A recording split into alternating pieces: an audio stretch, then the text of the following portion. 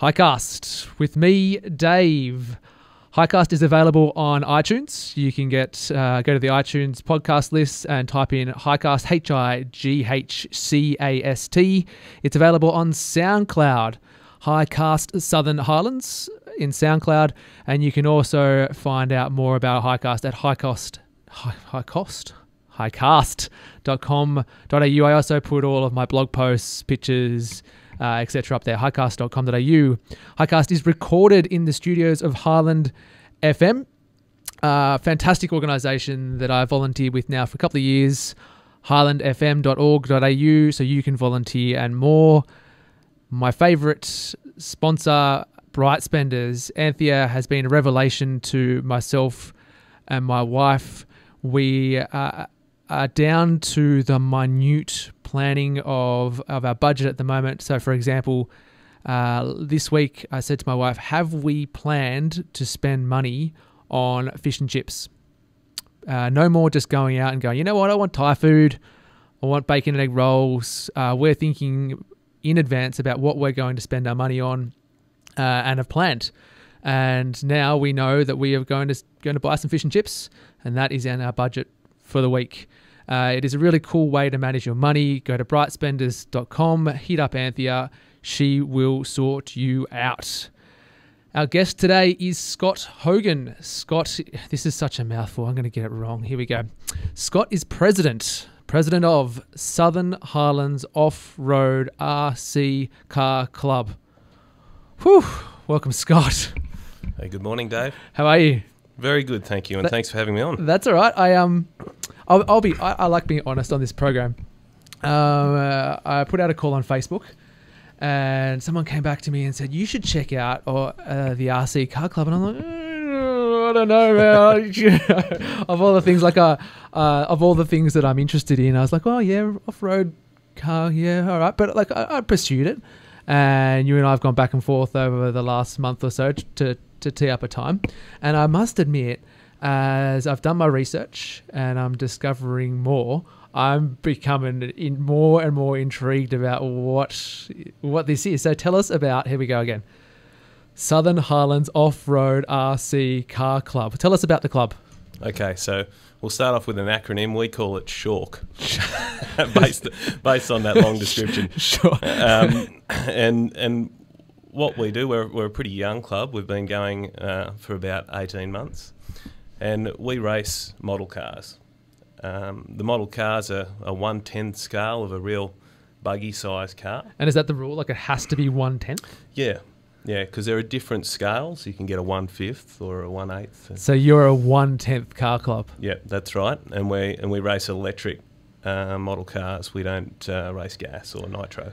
Yeah. So is that you're a restrictive club? Like I only do 1/10 and it's got to be electric? Well, the only reason that we do is the track size changes and sometimes maybe the location and the council. It's too many rules. I'm out. Yeah. But this is serious business we're talking about. Well, I don't know. We'll talk about this as we go on, like how grown men and ladies are taking what's essentially a toy so seriously. But you mentioned that you're a young club. We are. Back in October 2014, a bunch of us were enthusiasts in vintage RC car Hang on. Hang on, I got to make myself a note to come back to the vintage RC car clubs. So, that's the likes of Tamiya Hornets and some of the toys that I guess us middle-aged men might remember. You're comfortable in calling them toys? Yeah, look, I am. Yeah. Maybe not everybody is, but at the end of the day, I think that our club's based on having fun. And I think to put it in the perspective of a toy is important.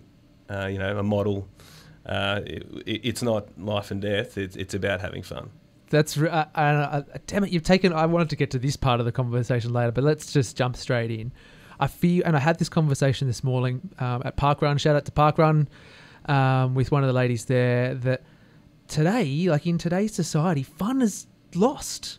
It's so hard to have genuine fun. Here we go. Yeah, so I totally agree with you, and certainly when you've got young children, I've got a 10 and a 13-year-old, you see them getting individual when it comes down to having fun. You know, you've got the iPad, you've got the Xbox and the likes, whereas this breaks out using your hands in doing something tangible. It's a hand-eye coordination skill, and it really doesn't exclude anyone. You know, we've got club members that race from 3 through to 80. Yeah, okay. So it's about having fun together. Yeah, I've got this. I'm going to harp on about it because I've come to this revelation that somewhere when I was about 16, I lost fun. Like when I was playing football, training became serious, and we no longer had fun. School, we no longer had fun. I went to university, no fun. Work, definitely no fun. How do you keep the culture of fun and excitement going at the club? Yeah, I think in a lot of ways it's about the juniors coming through. Yeah. You know, the club was founded, like I said, based on some of us meeting at vintage RC meetings, and the whole basis of that usually is about remembering how fun it was to race these cars we used to have when we were young. Yeah, keep going. Yeah. So that sort of speaks a little bit to what you're talking about. And then you go away from it, you know, you have a family, and then you see an opportunity. Oh, yeah, we had fun doing that. Maybe I can introduce that to my family, to my children. And that's, you know, certainly how it transitions, I guess, the idea. And we've got, you know, our committee is predominantly based on providing that. So how do we do it is we're serious enough, but without being too serious. You got so many rules already. Like in the first part of the conversation, it's got to be one tenth. That's got to. How do you have fun with so many rules? Well, I think it's about keeping it in a class, because we've got several different classes that we run throughout the day. So we've got, you know, junior rookies. So they're the kids that haven't raced, and juniors are generally, you know, under 16. More of a novice style race. And then we go through to the stock classes, which are a little bit more classified. You know, what does classified mean? You've got certain motors sitting in them. In different races, you might you know, run certain tyres on them to get the most traction. That's so cool. So forth. Yeah. Do you feel like a big kid? Sometimes when we're out there, yeah. Although there are quite a few adults. So, you know, we've probably got. Well, I imagine you're like there's a lot of adults, but like big kid adults, like you never grew up. Well, that's the idea. That's it. I like that idea myself. You know? Yeah. Okay. So, for the past 18 months, you've been. Is it 18 months? Yeah, 18 months. Yeah, 18 months we've been operating. From, you know, late 2014, we came up with the idea.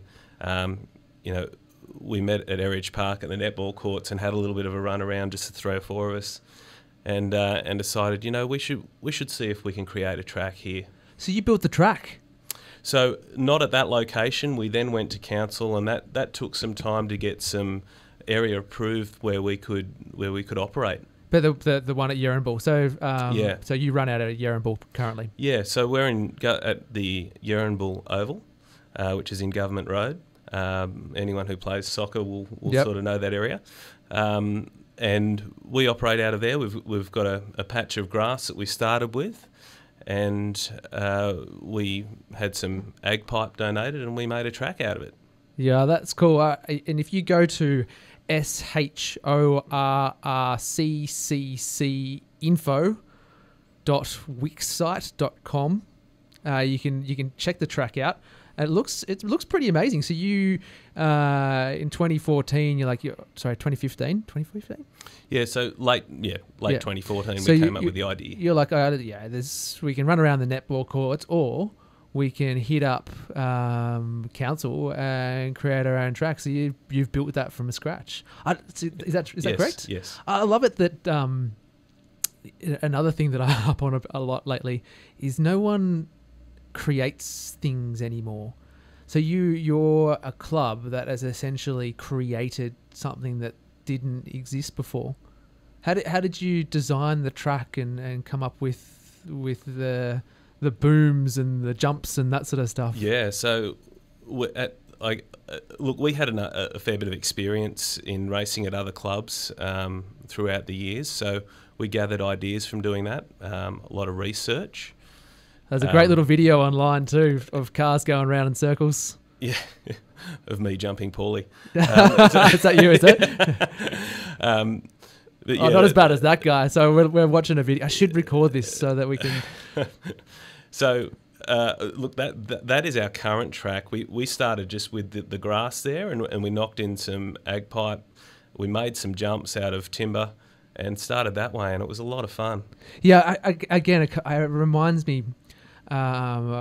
as I started researching this, I started thinking back to my own remote control car experiences, and I reckon I would have got one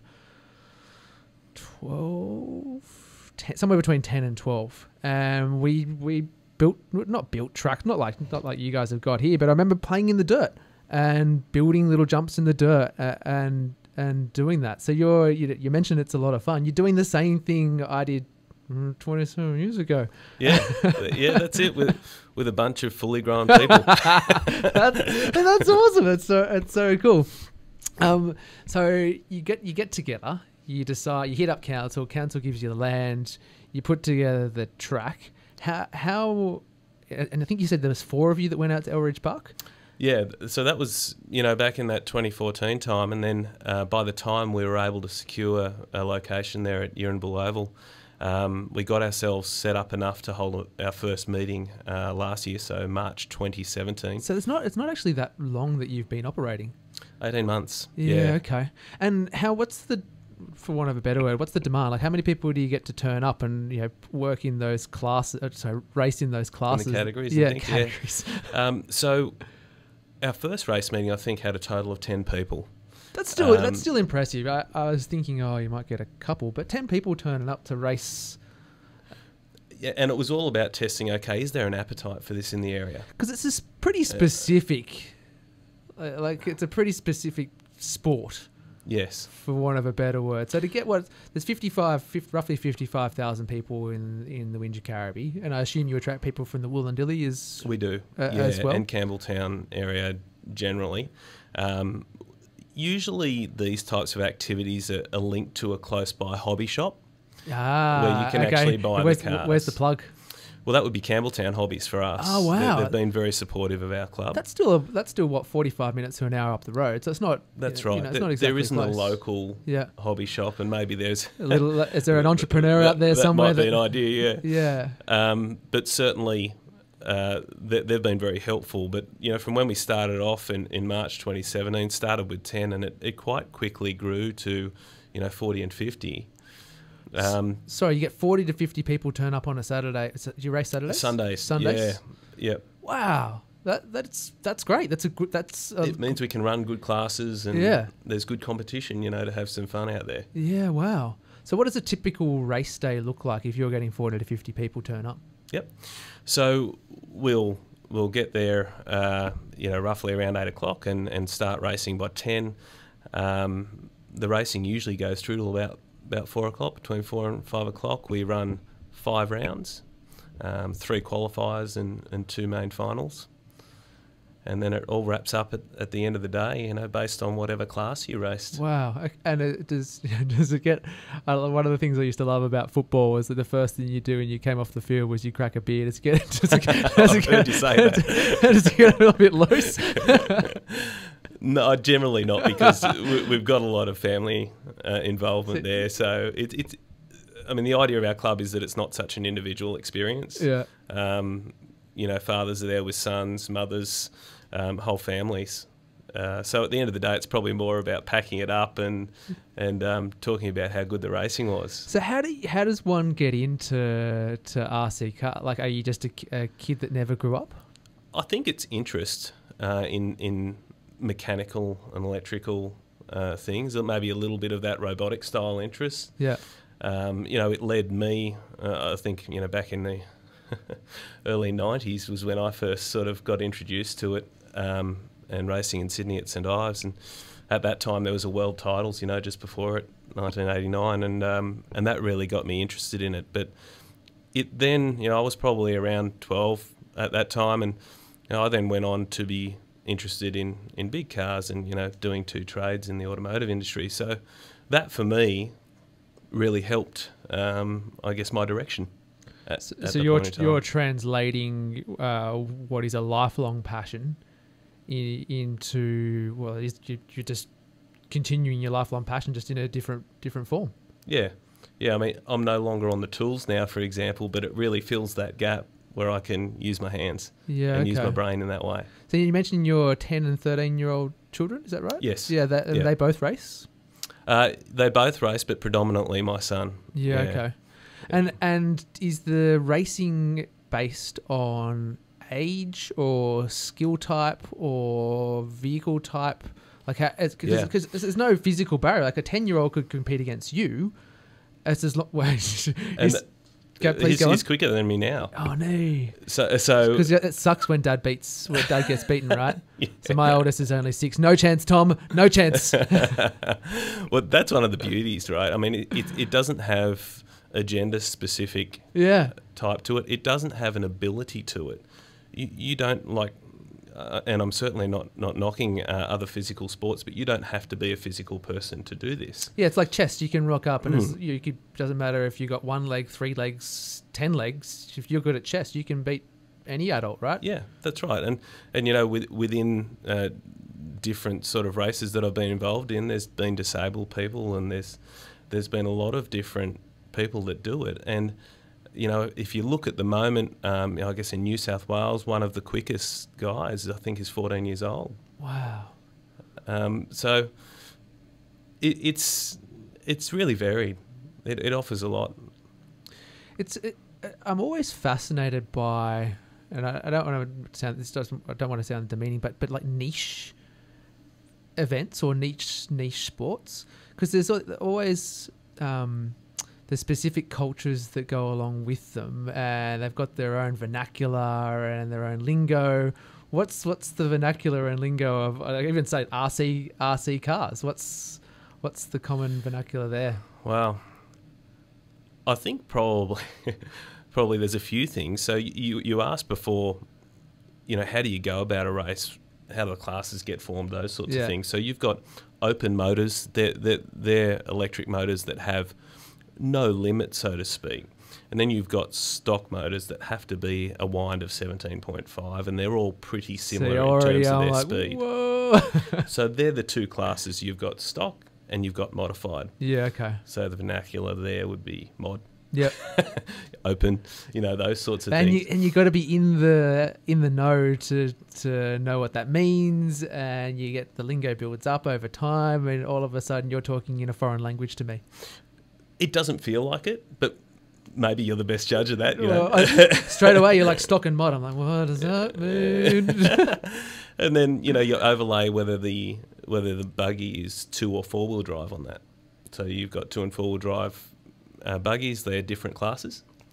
And in terms of age, we run 2 junior classes, which generally is below 16, and everything else is above. But the juniors can come up and race in the other ones. It's just if they're not. Does anyone like pick up their toys and go home?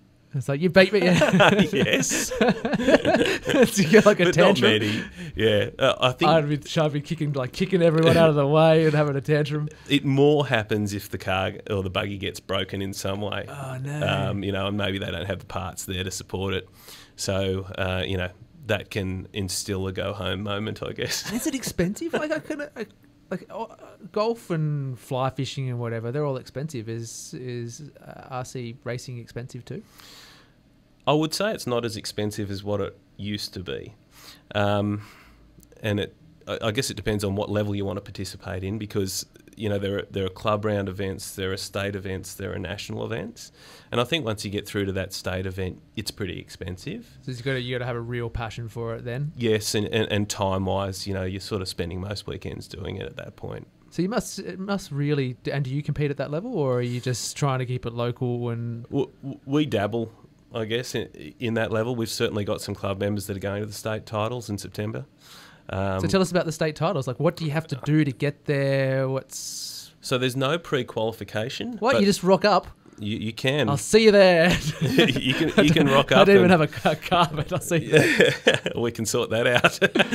Oh, no. But yes, you can. Generally, it's the people that have run in the club round. So each year there is a round of clubs within New South Wales that will run events, and everybody goes and races at the different tracks. And it might be, for example, 4-wheel mod, that you're racing in. So he's got his vernacular on right now. Well, everybody knows it now, right? I got my 4-wheel mod. Yeah. Stuff your stock.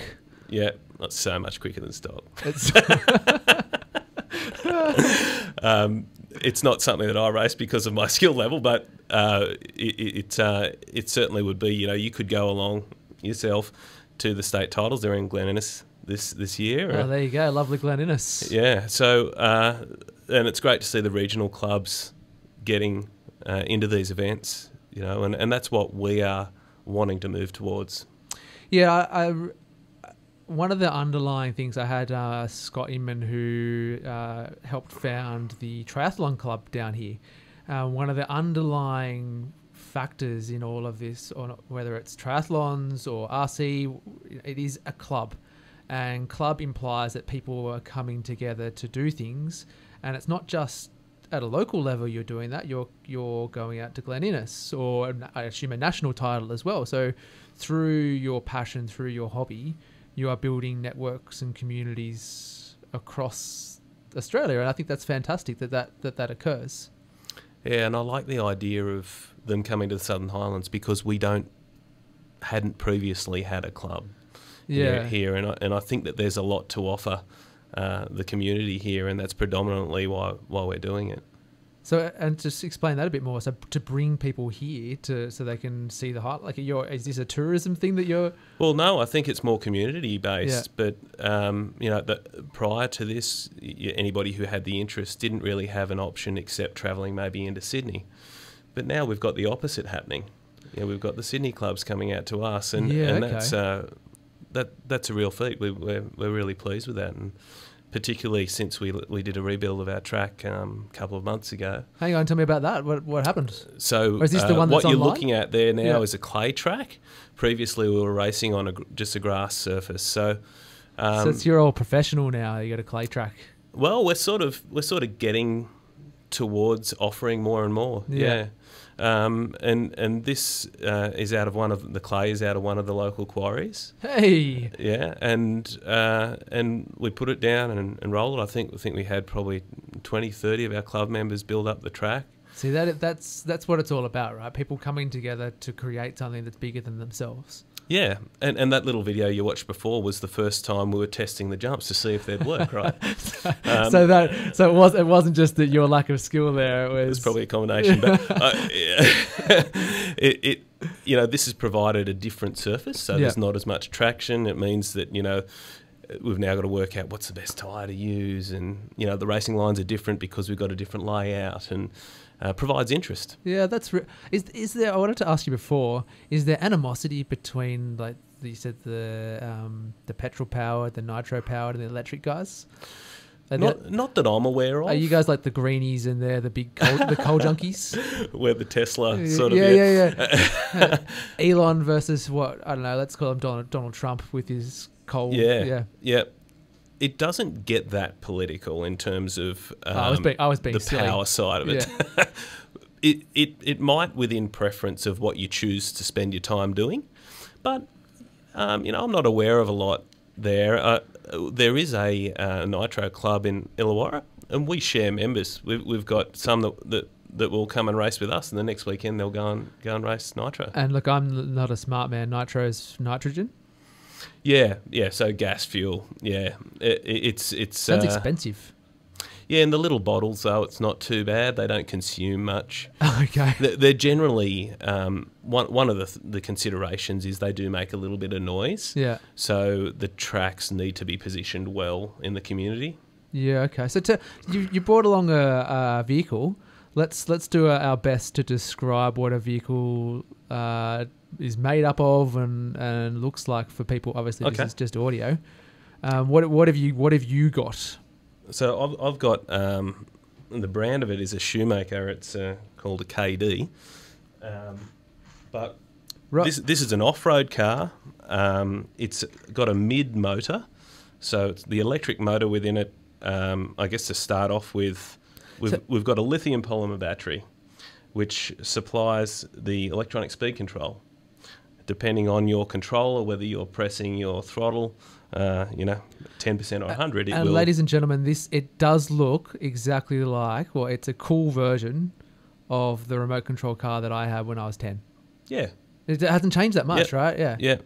It still has the plastic cover. Well, I shouldn't say plastic. It's probably like titanium now. But it still has the cover that comes off. Yeah. Underneath it is the motor and the speed control and then the battery. I remember in the old days you had to put the AA batteries in there. They'd last half an hour and then you're like, this sucks. Yeah. So I imagine there's much more battery power. It was one of the frustrations, yeah. There is, batteries, I think we all know how much they've improved over the days, but they've also got lighter.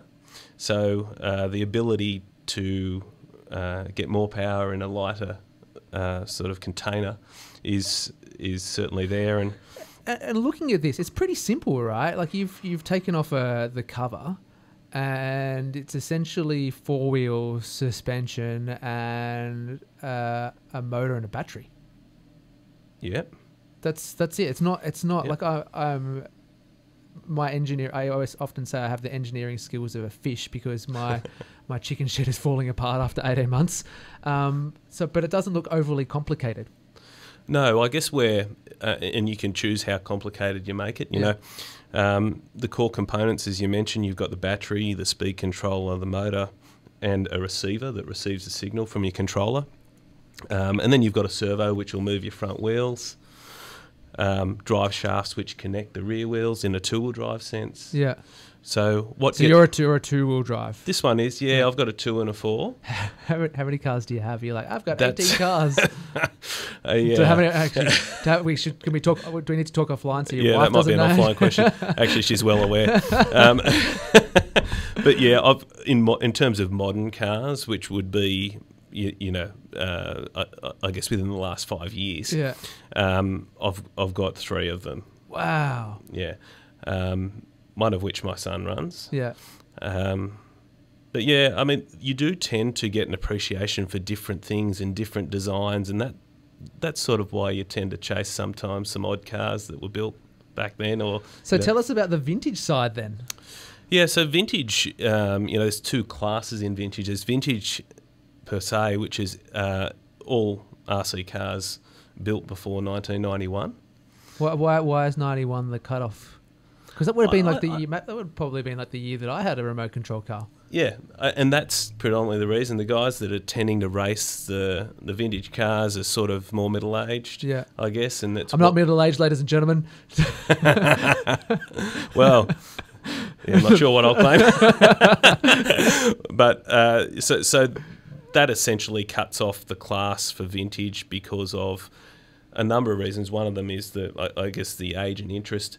Another one is just the engineering developments that were in them at that point in time changed a little bit after that. Interesting. So, is there? So 1991. You mentioned there's 2. So before 1991, and then there's after. So classic is from 92 to 96. Who comes up with it? Look, it's enthusiast groups. Yeah. And that's predominantly sort of, I guess, the interests in the forums and things that you get involved with come up with. Okay, well, what's the RC forums like? Oh, there's plenty. Yeah, okay. Yeah, there's plenty of interest and that's whether you're racing on road or off road or there's so many different types. So there's an what's the word I'm looking for? Like there's a dark side to RC racing on the web too. Yeah, I guess Facebook's changed a lot. Yeah. A lot of it was forum based, but now mostly it's on Facebook in interest groups. Interesting. Yeah. So the forum that's funny. That's because you can track RC cars are a good medium of history. So you mentioned that prior to 91, and then from 91 to 96, and then you've got the enthusiasts have gone from forum based to being Facebook based. So you can track the history of cars just through what's being used and how people are interfacing with them. It's actually a really good focus point for history. Yeah, that's an interesting way to think about it. A lot of the interactions are about setup and what works nicely on a low grip or a high grip track. And, we're talking before about the battery. Well, you can move the battery forward or back, and that changes the dynamic of how the car handles. So do you find, how much time do you reckon, or is this maybe another offline discussion, how much time do you reckon you spend a week on RC cars? Well, it depends. If we've got an event coming up, I'll spend a bit of time preparing the cars. So what's a bit of time? Maybe three. You can be honest on 3 nights of the week. After work, you'd sort of... what's a night, like 2 hours? 6 hours? A couple of hours, yeah. It all depends, I guess, what you're looking to achieve. And I'm preparing generally also along with my son. So, it might take a little bit longer. But that's quality time that you're spending with your children that's not in front of a television or an iPad or... Exactly, and I wouldn't trade that for anything. It's been really pleasurable. Yeah. Again, to bring it back to the very start of the discussion, and I was like, oh, yeah, I'll see cars, whatever. But I think the more I started preparing for it, the more this discussion has gone on. It is an interest that is more than just the car. Yeah, in fact, the car's probably the least, to me, the least of what it's about. It's more about getting families involved, doing something, making changes, and learning along the way. I often talk with my wife and others about, the interest in food shows. Like Anthony Bourdain, for example, rose to fame on the back of a food show. Nigella Lawson, etc., etc. And I always think, well, it's not actually the food. Food is like the pivot point around where we're discussing life. And it sounds like RC cars for you is that focal point around which you're building community, around which you're making connections, and that you're growing something bigger than yourself. Do you reckon that's accurate? I think it is, certainly at this time in life for me, and I guess the opportunity that we've seen to introduce something here that is good, that is healthy, and in terms of mental stimulation and getting out and about with all different types. So you should make all the losers do 20 push-ups at the end. No. So it's definitely not a fitness-based program, this one. Oh, well, I mean, like I mentioned, it's not physical-based, so you do have all types of 20 squats then. Physicality sitting there in people. Depending on your fitness level or ability, the losers have to do some sort of physical activity. Yeah, maybe we could team up with the Tri Club and run some sort of event. Is that where you're heading? Well, I wasn't, but hey, Scott Barry, if you're listening, or it's like a biathlon. What's the one in the Winter Olympics where they ski and then they biathlon? Oh, yeah. So you got to do like the equivalent the remote control physical version. So you ride 10 Ks, do 5 laps of your RC car, then you go back and do 20 push-ups. Then you've got to put, maybe you should start with the engineering of it too. So you're testing your mental capacity as well. I'm getting from you that this isn't going to Sounds interesting. Yeah. I wanted to ask you before. You said that you grew up in St Ives. Well, that was the local club, yeah. So I grew up in North Shore area. Yeah, okay. So when did you get to the Highlands? We moved about 5 years ago. What was the purpose for that? I think it was. I think it was lifestyle mostly. It mixed in a lot of ways because. Obviously, with the kids, the age that they were at that point in time, we really saw an opportunity. So, here. Your youngest would have just been going to school? Yeah. So he was, I think, in year 1. So we saw a great opportunity to bring it back to the basics in life instead of complicate things more and more. So, and we really liked the area. It's just we found when we come here, we were more relaxed. It's funny, the way when you started talking about that, the level of your voice dropped. You slowed down, and I wonder if that's a real reflection of lifestyle change. Probably, yeah. And I think that's also maybe a degree of satisfaction because it's delivered all of that. for us. Apart from the RC club, in what other ways? Well, the kids, they're really enjoying school. I think the schools here are fantastic. Good friends. They've got good interests. And that's really satisfying as a parent. Yeah. And what made you think that you couldn't do that in Sydney? Look, I'm sure it may have been possible there. I guess I'm not saying it isn't. I just think it's easier to achieve here. You don't have the pressures of $1 million mortgage, or not unless you want it. Yeah, that's true. And that to me builds pressure within the family home. That ideally, if you can choose to focus on other things, it's a good idea. So, as part of your lifestyle move, you've freed up time. You've made yourself mentally less stressed, and that's given you the ability to focus on building things like RC clubs. Yeah, I think it's given more meaning, in that sense. I mean, we're still doing soccer and basketball and the other great activities within the community. But it's all achievable here. It's sure it's busy, but it's good. It's me. Yeah, I think I'm like you. With my family and I have been here. I think we're 2016. We moved down just before winter in 2016. So 2 years. I don't even know what day it is. But the reason why I was saying that is I feel pretty similar to you. And I'll just use the example of this podcast. I don't think I would be doing that. I lived on the northern side of Sydney. I don't think I'd be doing this if I continued to live there. The meaning of bringing something together, of having a conversation about this, about a community. I wouldn't have told that story about Epping, about Hornsby. Would anyone care? Yeah, and gee, that's really aligned. I'm definitely the same. I couldn't picture myself having been as involved in maybe one of the existing clubs there. I think it's just based on opportunity and contribution. Yeah, and opportunity is probably the key word. I was thinking the other day, to go to swimming on a Saturday morning, it would take us 20 minutes to an hour, just depending on how crazy Sydney traffic was.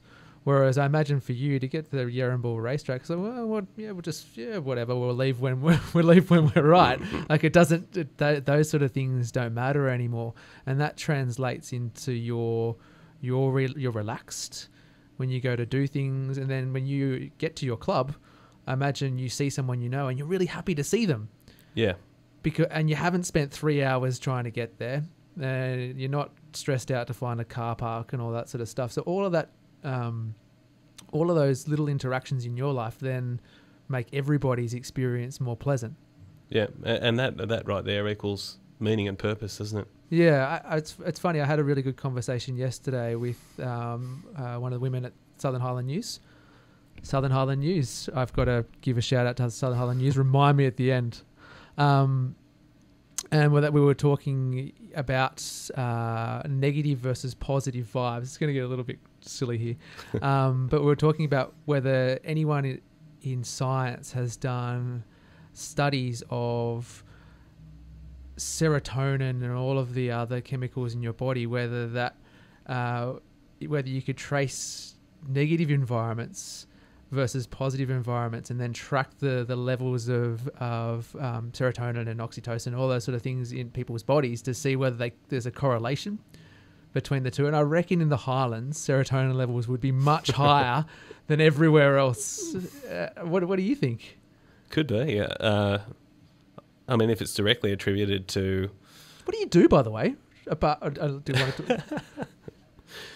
Well, I'm now working in the materials handling industry. I've spent 15 years in automotive, so the last 6 years I've been out of that. But yeah, started off as a mechanic and worked through various brands through to running service and parts departments. And now I'm working with a forklift manufacturer. Do you ever feel like you're a big cog in a wheel? It's quite a big global business, this one, so I probably don't feel as big as what I might have in the private businesses I'd work for. Yeah.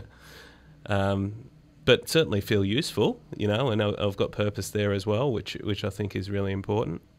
So you've mentioned purpose now a couple of times. Is that like, could you easily rattle off your purpose, or is it just...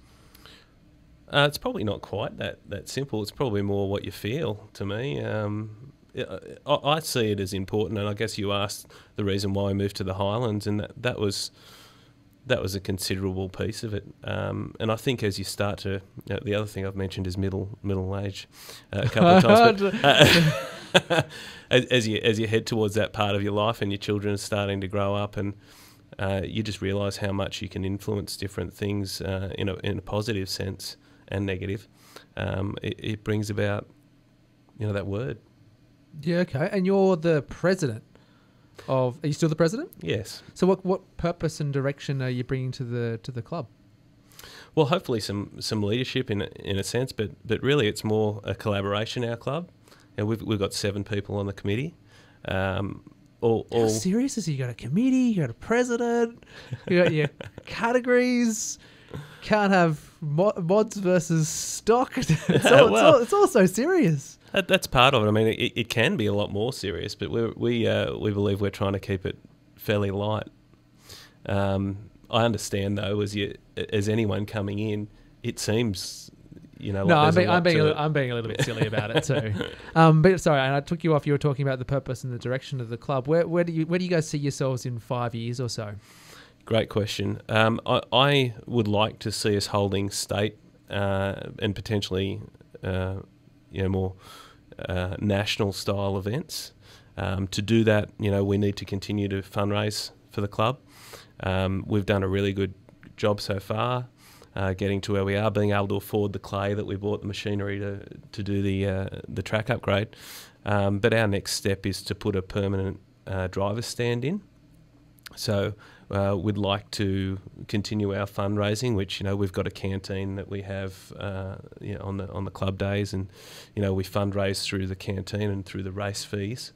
And we've got the country fair that we're going to be at the Wollondilly Anglican College in 8th of September. So we're starting to really try and get some interest out there and work towards fundraising so that we can get a permanent stand, which is really what's holding us back from doing, I guess, some of the larger events. And what happens when it's raining like today? Unfortunately, you got to call it off. Hang on. Yeah. Off-road RC club doesn't play in the wet. Usually electrics don't either. Of course. And that's why those gas-powered guys are electrics. Yeah, well, and then of course it damages the track a little bit because it's clay, so you sort of really digging into it. And do you have a relationship with the Aero Club down near the Bryce? We don't, but it's a match made in heaven, right? I certainly earlier on we'd suggested that to the council because I thought that would have been a great spot. Of course, Park Run takes off from there, and it may not be as pretty for the community to see, but I do. Like, how big's the scar on the landscape? It's not that big. I'm just looking. No, it's not that big. I think you'd probably say it's 20 metres by 30. Yeah, that's come on. And that's a great area. I had Hume Cole on it. They're proposing hectares of scar on the landscape. And you're 20 by 30. Like, come on. What's great there is it's a lovely visual too. Yeah. And I don't live that far from that area, and it's such a pleasure to see aero clubs and clubs in general, but interest clubs, that are probably a bit more niche like that, and they've got a wonderful facility there. Yeah, the only problem with that would be that it floods there. Down below, that lower section. I remember when we first moved here, and we had the East Coast Low in 2016, that was just a puddle for a couple of years. Well, the pathway you couldn't run. Yeah. That's really funny. Yeah. So in 5 years' time, you've got the club set up. Is it still the same track, or are you going to build? We'd continue to make. Can you have a loop-the-loop in there? That'd be cool. Yeah, I've seen walls basically put up. You drive up the wall and down the other side. See, that would be cool. Yeah. Sorry, I'm being silly. Well, you're actually not being that silly. Yes. Ladies and gentlemen, I am not silly. We probably want to create another lane just to make the track time a little bit longer. We're currently doing about 18 seconds a lap, and Wow, that's pretty fast. it is quick, and we'd like to make that more like 20, 21, 22. So this is the sport for those with a short attention span like me. Yeah, well, the races go for 5 minutes, so they can go anywhere up to 8, but generally around that 5 minutes is what we're running. Is that because of battery life or just? No, actually, the cars can go longer. It's just to get through the day with the amount of racing we have. Yeah, wow, I didn't consider that. So a wall track, a loop-the-loop, a permanent stand where people can get refreshments and all that sort of stuff. Grandstand? Are you gonna is this the place where people are gonna come for national titles and that sort of stuff? Yes, that's what we're wanting to create. That's a pretty big vision. We had a vision that started off at a netball court, and we were really surprised with the interest in the area. We haven't even been round to schools yet to, promote it to the younger kids that maybe haven't been introduced to it yet. And have you ever thought about doing things like there's an engineering side, there's a mechanical side, so there's an education side to what you're doing. Have you ever thought about combining the fun with the education? It's like big Meccano sets kind of thing. Yeah, so the only way I've seen that applied before is, some of the top Australian drivers that race globally have held like a skills day where you teach about, the ideal setup, the ideal way that you approach a track, the racing line, how you take jumps. There's a big part to that. You hit the brakes in the air, the car heads up. Yeah, but I was talking this morning again to someone at Parkrun about how when I was younger, I didn't enjoy maths and science because they said, here's a book, do maths and science out of a book.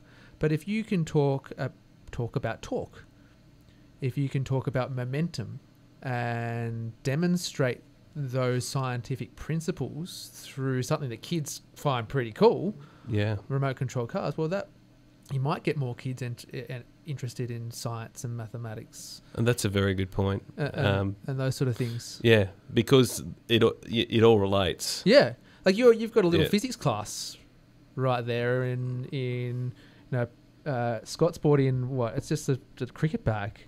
Yeah, like that. Kind of thing. It's a site. How many cars do you get in there? Two. Yeah. We'll definitely have to take it. So it's so two, cool. Two and a controller. So just to finish the conversation about you've got a little science class in your hands right now. It's pretty cool. Yeah, definitely. I mean, you change the shock angles. It means the car will handle differently. Why is that? Yeah, and that's what. So you go on. No, that's just, I guess, supporting the point that you're saying. You change the length of the links. It certainly changes the geometry of the car and therefore how it handles. And there is a lot in it. I mean, right down to the oil weight that's sitting in the shock absorbers, the piston holes that are then also moving through it. Yeah, and that's the mechanics is something that you might do in a D&T class, but they might show you on just take an engine, like a little electric engine, and say this is an electric engine, but they don't see it put into an RC car, and then that RC car go around, and then we change oil levels or whatever, and see the impact that has. That would be a really cool way to not only boost education, but to build your club. Yeah, I like the idea. Really, I guess what we're looking at here is the future of transportation, because it's going battery electric. Hang on. So you're not only are you having fun with your community, you are the future of transportation. Well, that's a big claim. You said it. But what I'm saying is, if we look at a Tesla, this is a downscale Tesla. So that's the perfect thing to say to kids. The future of mechanics, the future of logistics is electric. Either that or nuclear. Or hydrogen. Well, yeah, actually, I'm not smart enough to talk about that. But it appears, we've got a hydrogen forklift, for example. Yeah. But a lot of our materials handling equipment that I work in on a daily basis is battery electric. So it's not dissimilar to this. You know, you've got servos which move different components and brushless motors. You know, telematics. What does a brushless motor mean? There's no brushes. Yeah, so older motors had a brush going onto an armature, moving through a stator, and that's what made it turn. Huh. Whereas this is all phased, and there's actually nothing touching the centre of the motor, which is called the rotor. This is what kids who are probably year 10 kind of thing would be really, and who are that way inclined, would be really cool to show them and work with them on that.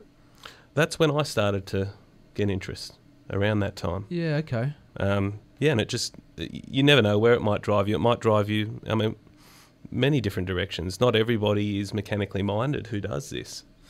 You know, we've got town planners and spray painters, and builders, great. And carpenters, you know, bankers even. So how do people find out more about the club?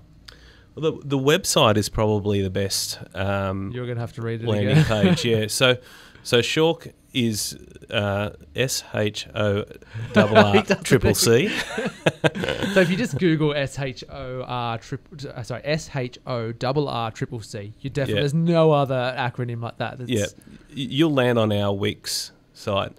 Yeah. It's got all of the information there. But if you do use Facebook, put exactly the same acronym in, or put Southern Highlands RC Car Club. Yep. And you'll find us there. We've got a lot of videos on there. You can get a taste for it. And that's predominantly where we're interacting most. But our website is also up to date. And, you know, if you want to get a little bit of a feel of the output of a race day, you know, we've also got the race results sitting there. Okay, cool. And race day is every Sunday? Do you have no, a season? It's not. Or? We do it once a month. Yeah, okay. So when's the next? So the next two race days are on the 4th Sunday of September and October. So the 23rd. Do we miss one this We had this ours last week. Oh, okay, sure. So, yeah. But the next two are on the 4th Sunday. Okay, so September the 23rd? 23rd, and what the equivalent of October. Well, people can Google it. There's where we've been talking about the future of logistics, the future of search is at your hands. GOOGLE.